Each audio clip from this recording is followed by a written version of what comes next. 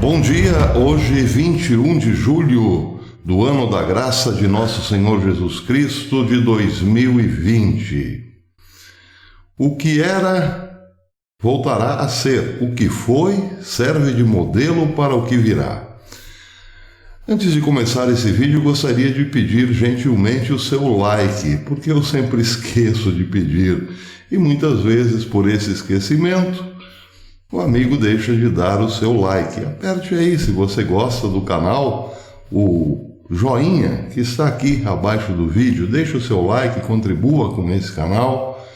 E se você é inscrito, verifique se a sua inscrição ainda está valendo, porque muitas vezes acontece a pessoa se inscrever no canal e de repente deixa de receber os avisos.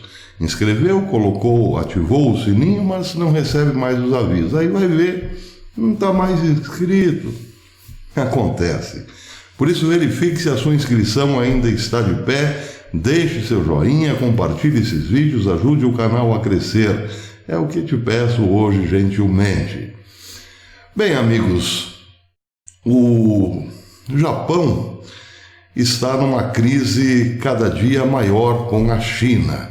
E por conta disso volta a crescer, principalmente nos meios universitários, nos meios de produção de inteligência, o temor do que aconteceu no passado, especificamente em Hiroshima e Nagasaki. No dia 6 de agosto de 1945, Hiroshima foi destruída por uma bomba atômica que matou imediatamente mais de 150 mil pessoas. O fantasma de Hiroshima volta a assombrar a Ásia, porque as relações entre Coreia do Sul e Coreia do Norte estão lá em cima, no vermelho. As relações entre Japão e China seguem a mesma escala. Tudo está muito crítico por lá, sem falar, claro, nas relações entre China e Índia, que também não estão nada boas. Daí porque o temor de que as coisas podem se repetir, o passado pode voltar. Vejam que interessante.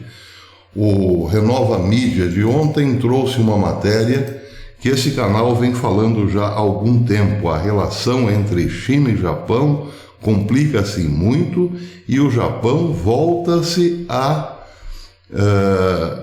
desengavetar projetos militares, projetos de armas que foram engavetados há muitos anos por conta, evidentemente, das sanções que recebeu por fazer parte do eixo na Segunda Guerra Mundial. A Segunda Guerra Mundial já é coisa do passado para os japoneses, eles sabem que precisam se armar e muito. E daí vem a complicação entre os dois países. O Renova Mídia disse o seguinte: o governo do Japão começará a pagar suas empresas para transferir as fábricas da China, voltando para casa ou para a região do Sudeste Asiático. A iniciativa faz parte de um novo programa para garantir as cadeias de suprimento japonesas e reduzir a dependência de manufatura da China. Mais de 50 empresas, incluindo da fabricante de máscaras Iris Oyama e a Sharp Corp, receberão um total de 536 milhões de dólares em subsídio do governo, destacou a agência Bloomberg. Receberão esse subsídio para saírem da China. A informação foi confirmada na última sexta-feira pelo Ministério da Economia, Comércio e Indústria. Pequim é a maior parceira comercial de Tóquio e as empresas japonesas têm grandes investimentos lá. A pandemia de coronavírus, no entanto, danificou esses laços econômicos, assim como a imagem da China no Japão. Vejam, o Japão tem fortíssimos negócios com a China e nem por isso coloca-se na posição de um colonizado que precisa manter boas relações com o vizinho porque o vizinho é um bom comprador. Não. Isso num país sério, num país desenvolvido, não acontece. país sem a mentalidade de ser colônia. Pode escolher outros mercados, ainda que demore um pouquinho para estabelecer novas relações, mas a autonomia nessas decisões mostra o quanto somos hoje, nós aqui, colônia brasileira, ou melhor, colônia chinesa, diferentes dos nossos irmãos japoneses. Aqui, muita gente acha um grande e perigoso tabu falar mal da China, porque a China, afinal, é um grande comprador. Pois é.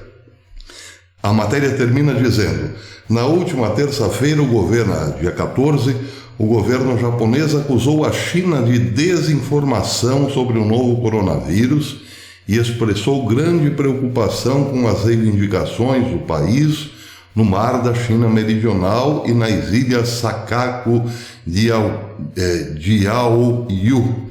Aliás, o Japão participará desses exercícios militares no mar meridional da China, juntamente com o Reino Unido, os Estados Unidos e provavelmente até mesmo a Austrália. Os dois países reivindicam a soberania do microarquipélago desabitado no mar da China Oriental e que pode ser rico em combustíveis, destaca o Renova Mídia.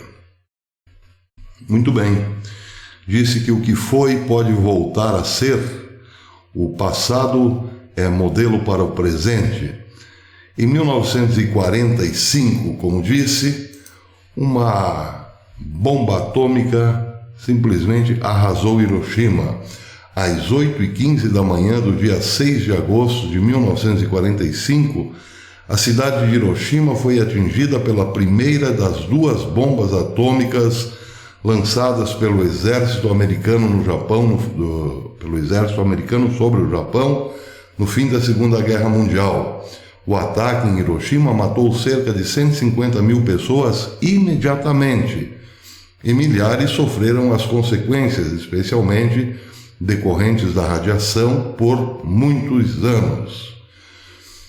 Pois bem, imaginem os amigos o seguinte: no momento em que a bomba cai sobre a cidade, imaginem algumas pessoas rezando o terço e percebem que algo estranho aconteceu, ouvem barulhos de vidro quebrando e coisas do gênero.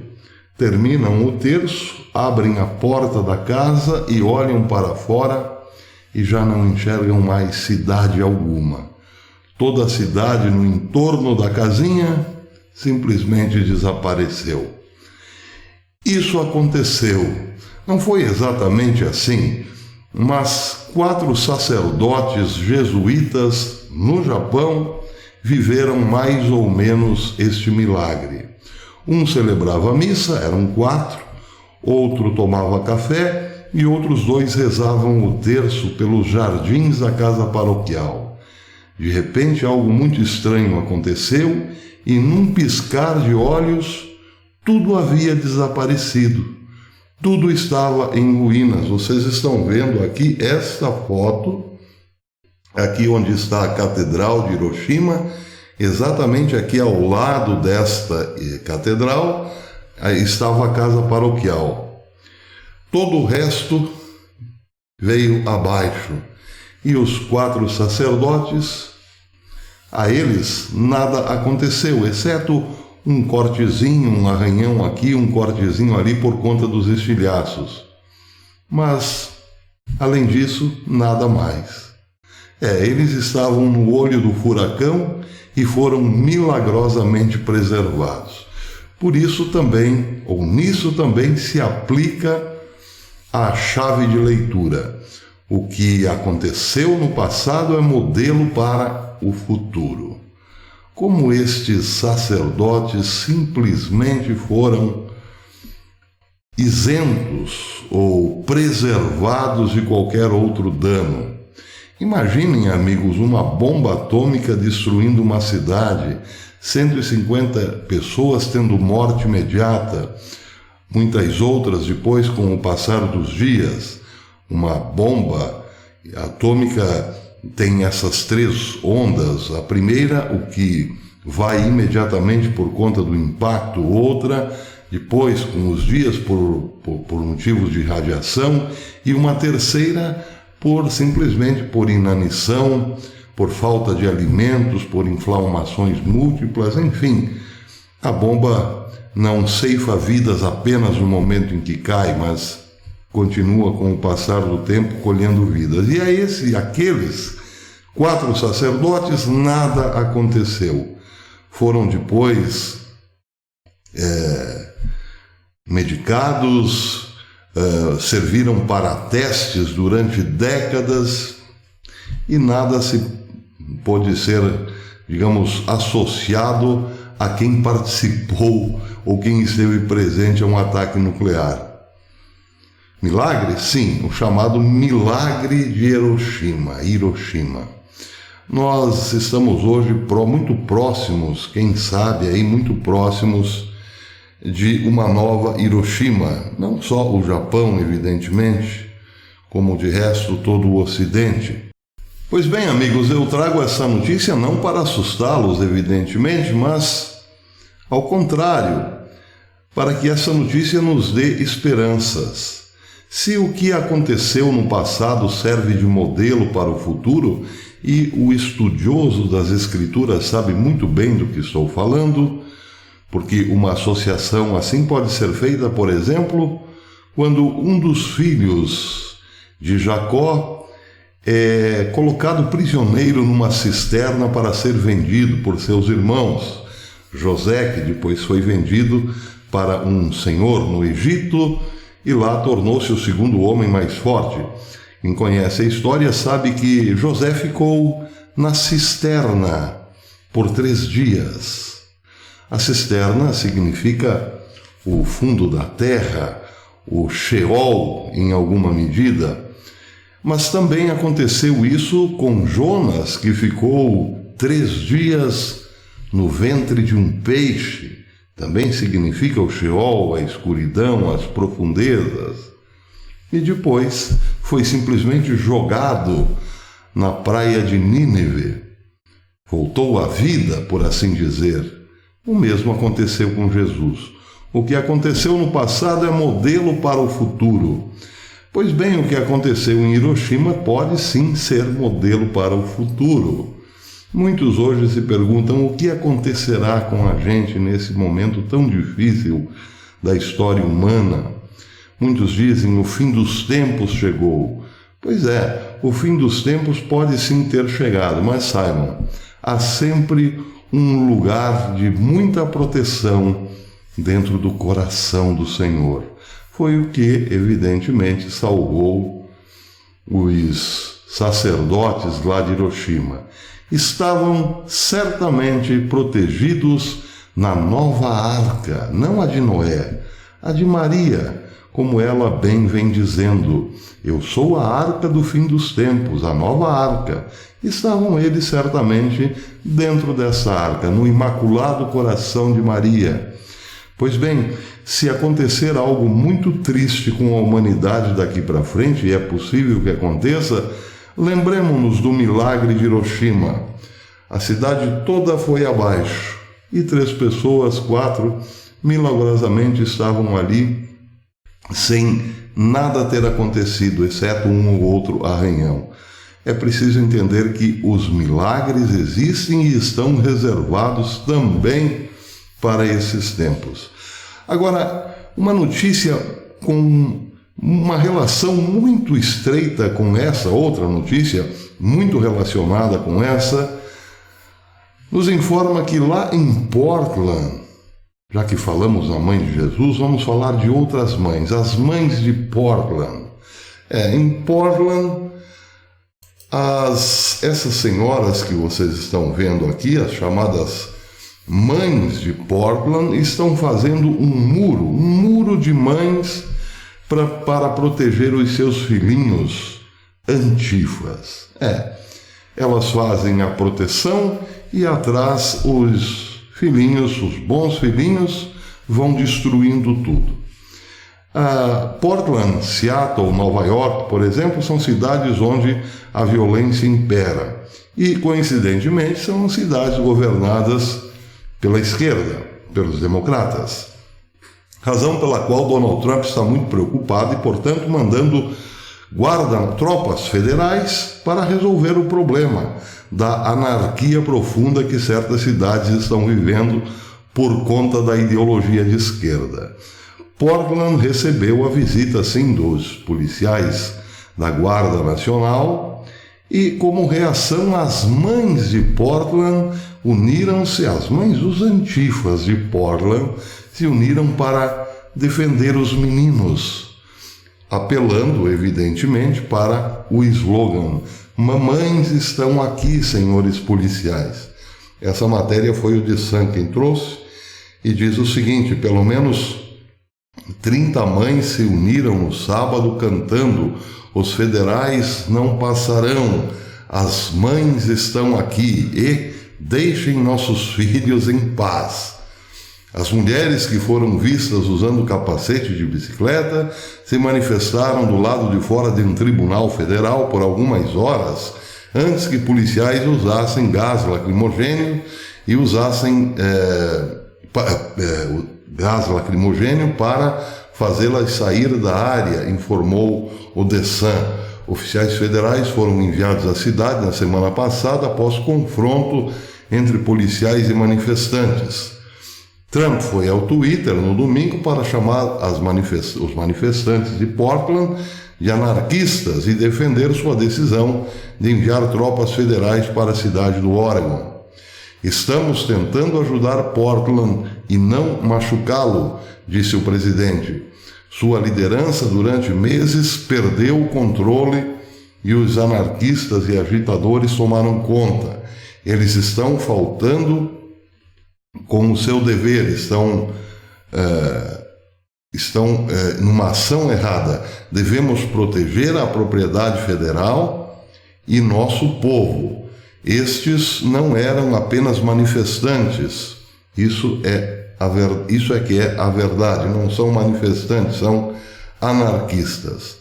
A decisão de Trump, contudo, colocou Bev Barnum num evento no Facebook chamado Wall of Moms, que pede aos pais que protejam os manifestantes.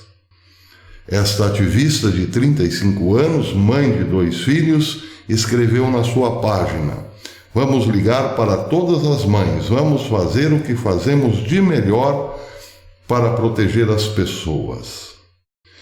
Pois bem, esta notícia tem tudo a ver com o que está acontecendo lá na Ásia. O temor, por exemplo, dos japoneses em relação aos chineses. Tem tudo a ver pelo seguinte: porque a China exige respeito, quer ser admirada e quer que os seus produtos tenham um livre trânsito no mercado internacional. Por outro lado, não se dá o respeito. Incentiva o aborto, incentiva a retirada de órgãos de pessoas vivas para abastecer o mercado internacional, incentiva prisões arbitrárias, campos de concentração, tortura e morte para quem não professa ser o partido seu único Deus. E quer ser respeitada. As mães de Portland, da mesma forma, querem ser respeitadas, mas estão sempre do lado da agenda global. Defendem o aborto, a eutanásia, a ideologia de gênero e por aí vai. E nesse momento se dizem mães lutando pelos seus filhinhos. É o reino da hipocrisia. Tal como a China se comporta como nação, a esquerda, formada por indivíduos, da mesma forma. A China comporta-se como uma nação hipócrita e pária. E os esquerdistas, via de regra, acompanham a mesma balada. O que fazer nesse caso? Essa é a questão. Até depois, amigos.